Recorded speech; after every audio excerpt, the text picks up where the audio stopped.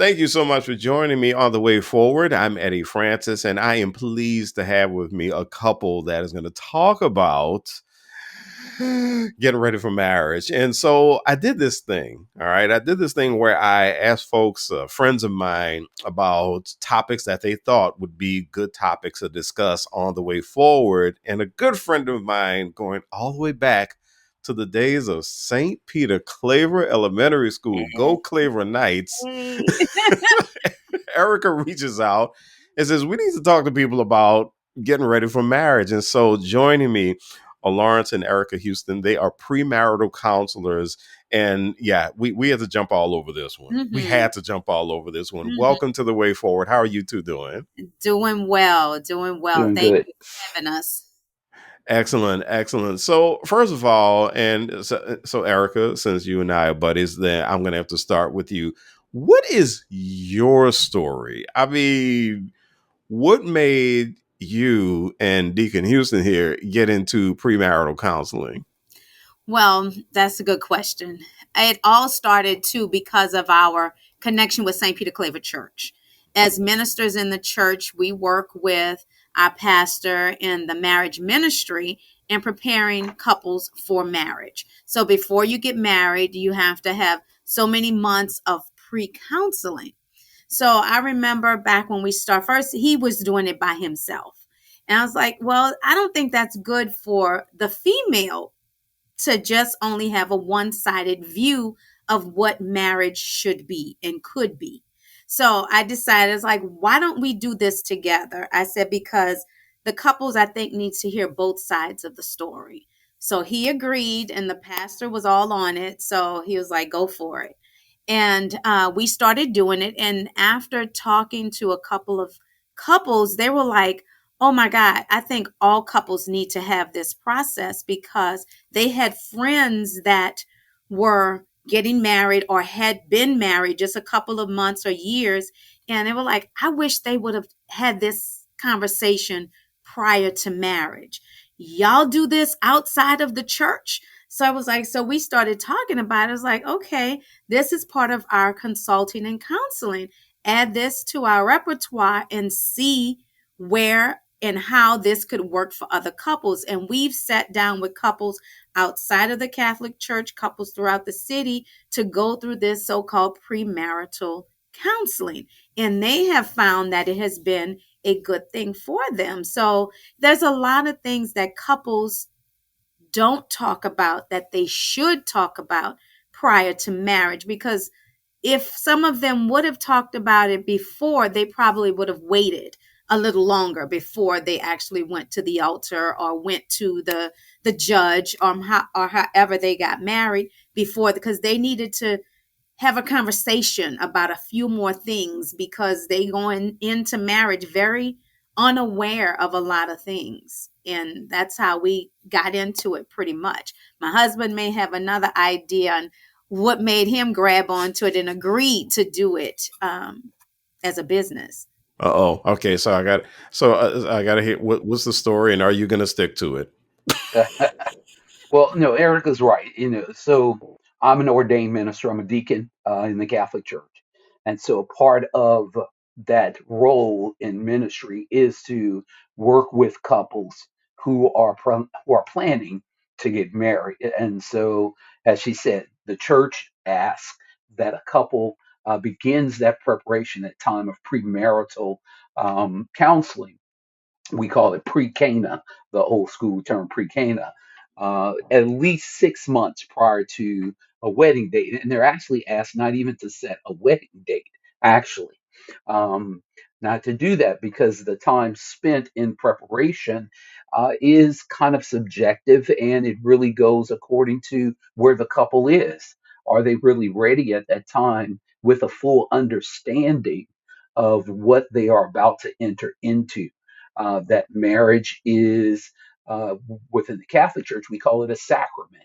So it's very important. So they have to have an understanding. And so, in that, as she said, I was doing it with couples early on in ministry, doing it with couples. And then we did start to have the discussion about uh, doing it together, because it is a necessity, because it's very different than when the priest sits with a couple, because the priest is coming from one perspective, looking at it in that particular way. But when a couple can sit with a married couple, someone who is living it day to day, uh, they can then have conversations that they might not have with the priest. And so, out of our conversations, we made the decision that yes, we wanted to do this within the church, but then took it to another level, which was to open ourselves up to work with those outside of our church community, those who might need some help in walking that path and preparing themselves. Now, something that Erica brought up is that, there are these issues that have come up and they are sticking points in a relationship and they're preventable. These are things that can be dealt with before the marriage. And so I'm going to start with you, Deacon Houston. What is some of the things that you've heard come up that are the most common issues? Well, I think I'll say one of the things, and I will say this is, I think, a misconception, right? That a lot of times couples have when they're preparing for marriage. There might be, everyone has their own little bad habits or they have their particulars about them. And so sometimes it's the belief that, oh, I'll change that person. Or when we get married, they'll change or I can change them. And the reality is, and we try to help couples to understand, is that you can't change the other person, because change comes based on a choice that the individual makes. And if they say they love the other person, then they will make the choice to change whatever it is that might be the issue, in order to live a life in that marriage that brings them joy and happiness, right? And then there are those areas that people need to talk about, right, before they go into a marriage. And these and in today's society, I might be going on a little tangent or a side, but let me say, see, in today's society, marriage is different today, right? Because we have more people cohabitating, living together, right? And so, but these are still issues that need to be talked about, even if they are not married and they are living together. They need to be able to talk about it. Some basic, and they're basic things, really. They talk about bills. Who's going to Mhm. be responsible for bills in the household, right?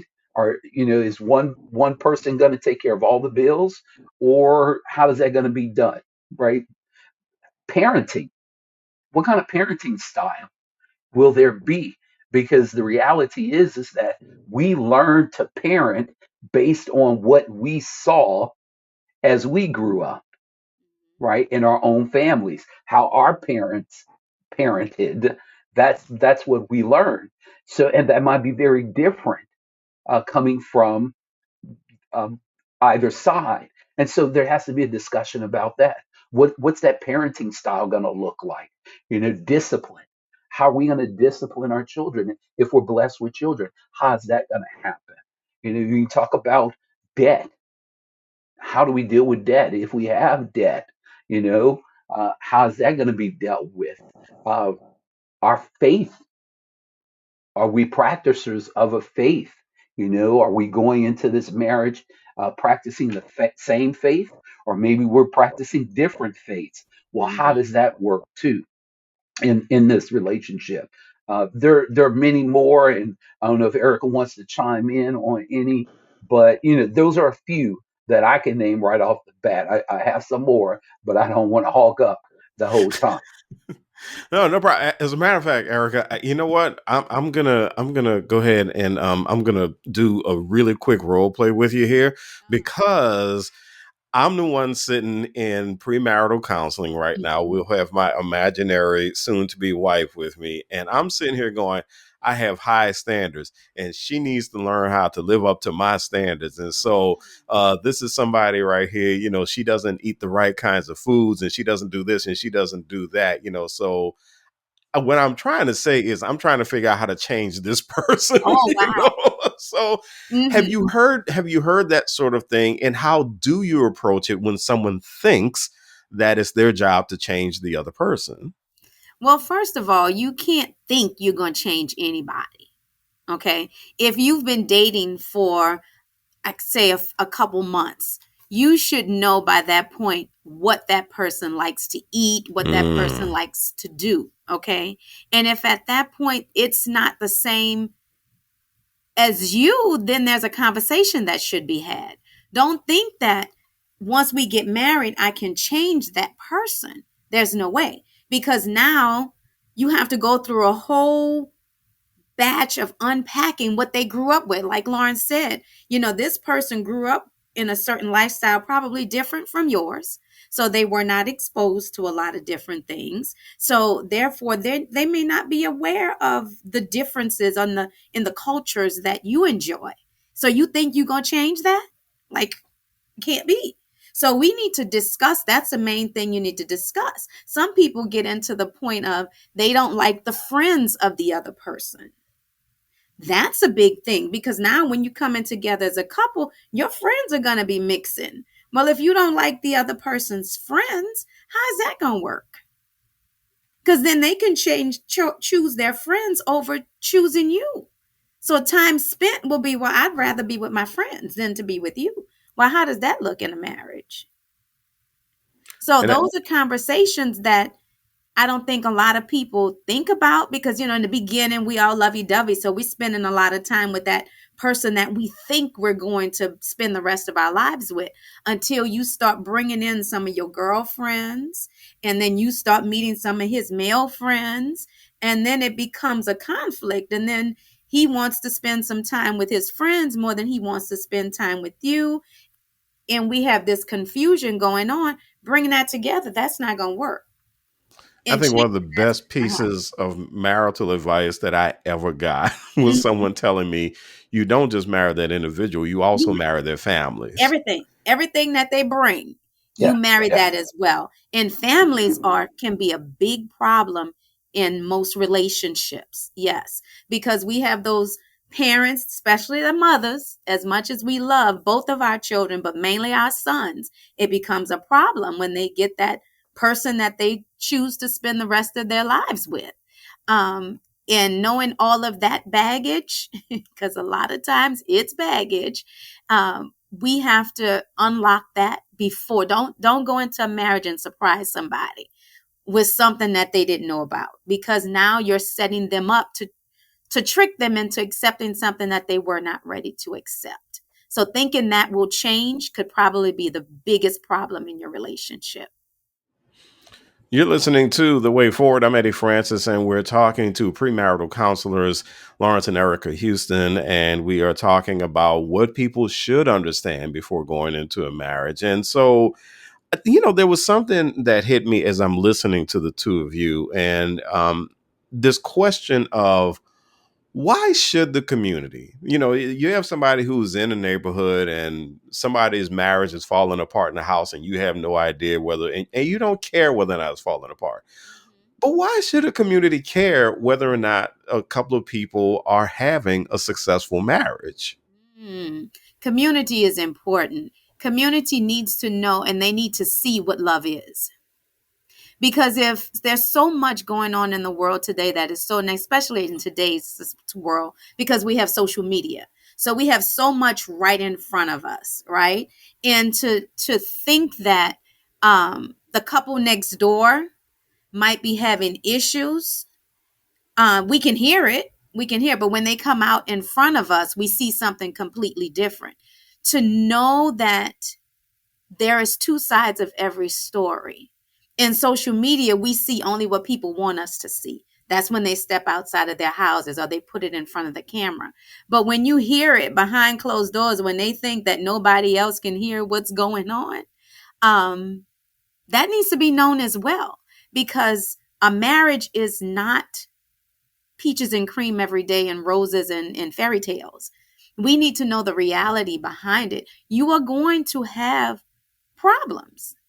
And if you can't come together to talk about the problems, not scream and fight and holler, but to talk about it in a way that each person is understanding what the other person is saying. And the only way we can understand what the other person is saying if we talk to each other. And we cannot be this superficial talking. We need to be real heart to heart conversation. And the community needs to see that. They need to know that that's how it is. We're not always going to agree.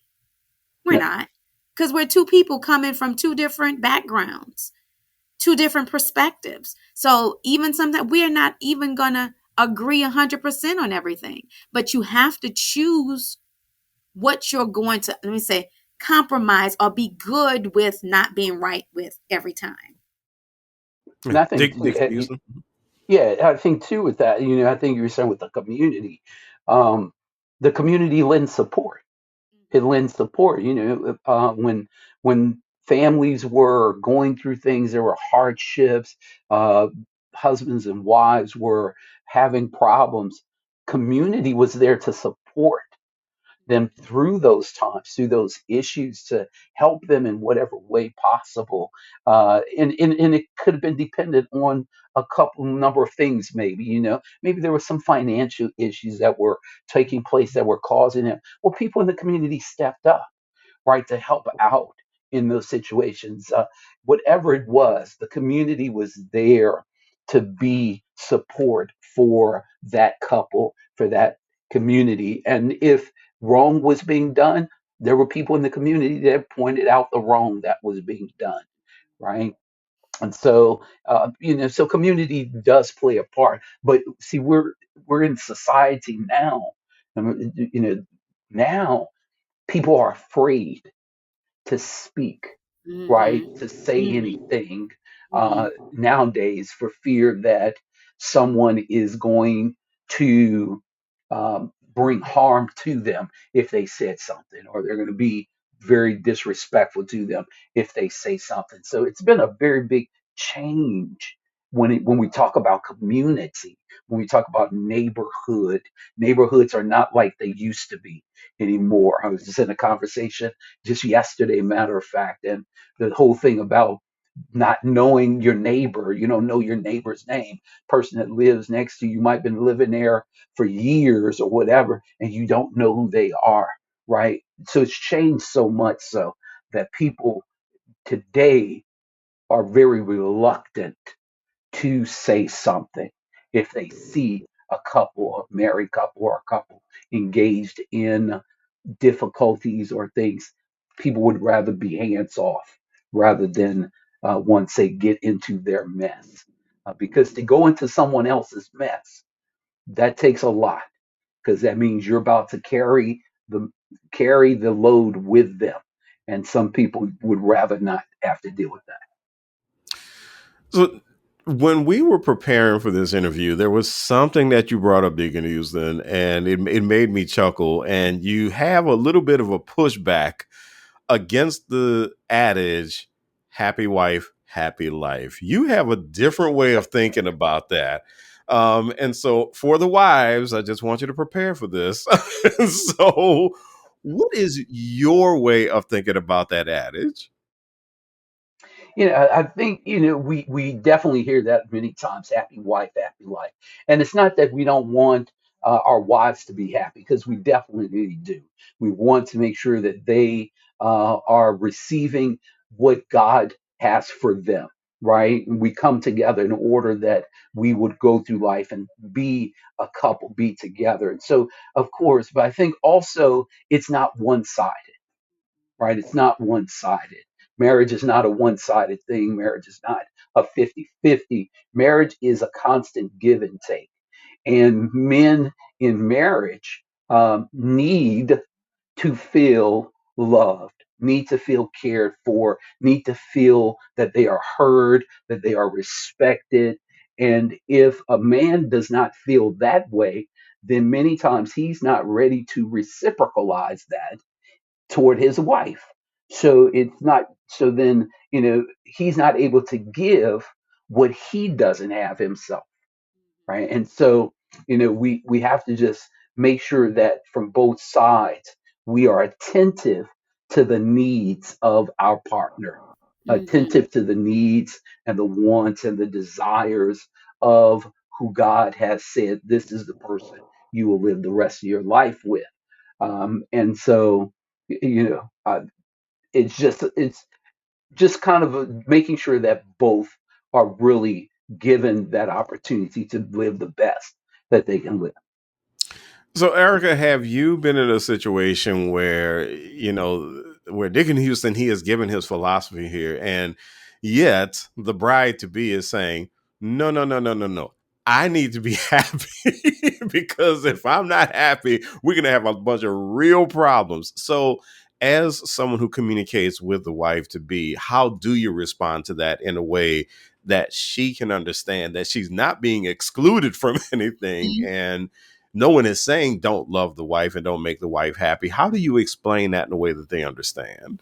Well, you make them. I usually sit with them and look at them and truly and ask. He's trying to make you as happy as possible, right? But are you really? Are you really happy if he's not happy? Because a lot of times he's bending over backwards to make you happy, but then you can tell when that man is truly happy. If he's if he's given his all to you and you're getting nothing in return, you're not, like my husband said, reciprocating in that effort, is he truly happy? And will you truly be happy in the end? Because you're going to see how unhappy he is. So if he's unhappy but you're happy, how happy is your house? Really? Really, because you're ignoring then how he truly feels. Because a lot of times in a relationship, a lot of men these days find themselves giving, giving, giving, and not getting anything in return. So it's like, okay, what if something happens to that man and he can't give you what he's been giving you? What do you do then? How happy will you be? Will you be he's not able to give you all of what he was giving you? And a lot of times that comes down to material things, or even helping around the house. Understand, a lot of time, most times, the woman's role is at home mainly, right? Taking care, cooking, cleaning, doing all of these different things. But if if he gives you a day off, so to say, okay, and he's going to take care of the house, now you're happy, right? What is he doing on it? Then what type of work does he do? If he doesn't do anything, right? If he's not working as hard as you, and he then doesn't get anything returned, why don't you take him out for dinner sometimes and you pay the bill, right? Then maybe he may be happy. What if you wash his car? You know what I'm saying? Take care of some of those things that he would normally take care of to make you happy. What about reciprocating that and seeing how that may make you just as happy as it did before? Give a little instead of constantly taking. And then you can find that your household will be a happier household, and you will be truly happy, because all you're doing it is for show, to show your girls, yeah, my man is doing this, he's doing that, he's doing the other, and I'm happy. But are you really? Are you really? Because something Mm. is going to be lacking on the back end, because he's giving, giving, giving, making you happy, but you're not giving anything in return. So are you really happy? Mm. Mm. So I wanted to end on this note, because something else that came up when we had a conversation before the interview is, and Deacon Houston, you brought this up, is the importance of understanding who the person is, Mhm. that you're dealing with. And so I'll start with you. When people are in their preparation, how can couples start thinking about preparing for marriage? How can they do a better job of understanding who their partner is?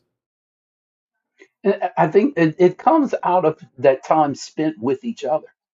It's in that time where you spend with each other, where you're having those conversations, where you're talking, and you're not just doing superficial conversation, superficial talking, but you're really talking about the essence of who you are, your background, where you come from.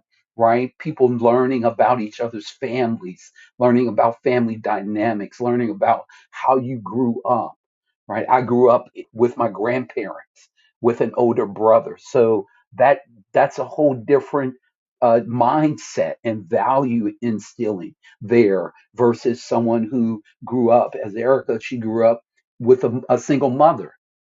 Her father was present, but she grew up mainly with her mother. That's a different mindset. And so you've got to have these conversations. You've got to really see where people are coming from, right? In that, because that's where certain values begin to be instilled.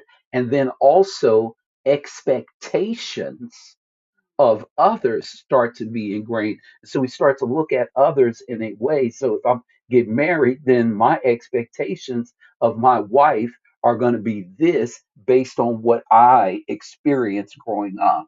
Her expectations of a husband is going to be on whatever it is based on how she grew up. And so it's having those discussions.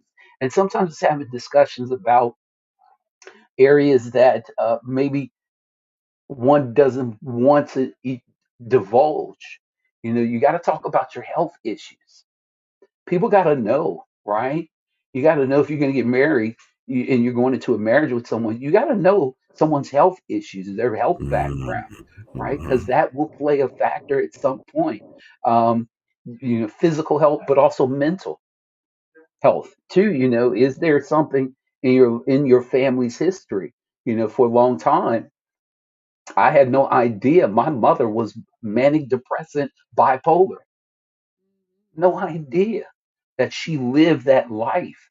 And it wasn't until I was an adult that I come to find out about that. And so I think about that in early on in our marriage, early on in that time, if that would have been a discussion, right? To talk about that in that. So, but it is having those conversations while you are in that period of leading up to finally going to go to the altar. If you're going to be whatever church, you're going to be standing before the altar. If you're going to be justice of the peace, if you're going to be in Hawaii on the shore, wherever it is, it's having those deep conversations about who you are, right? Yourself, sharing you with that other person and being as open as you possibly can with them, right? Because that means you're vulnerable.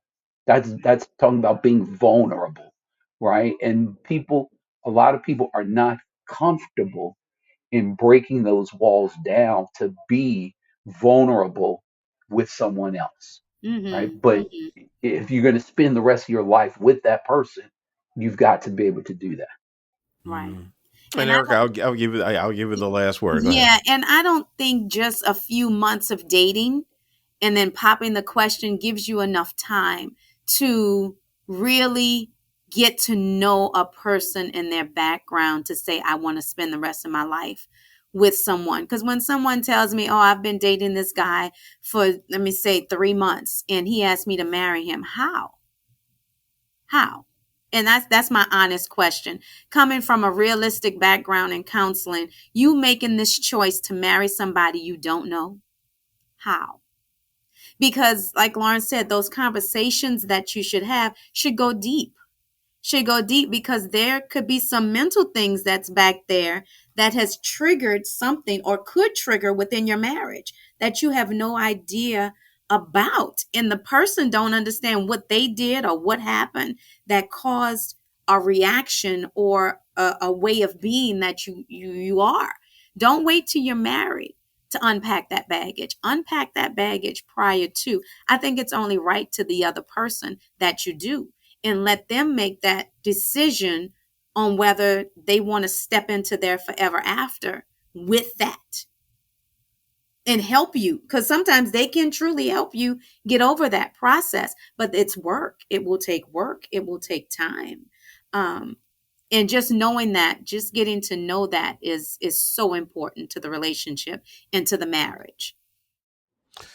I remember there was somebody who used to sell fruit down the street from my house, and he said, "You know, nothing good comes easy." Nothing.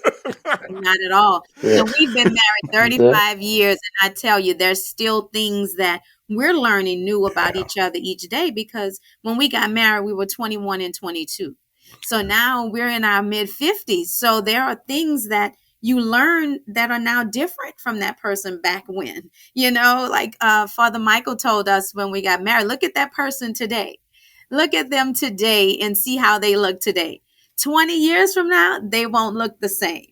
Yeah. So take that into court. If you're not ready for it, don't do it. But you're still such a beautiful uh, couple. Lawrence and Erica Houston, thank you so much for joining me on the way forward. thank you.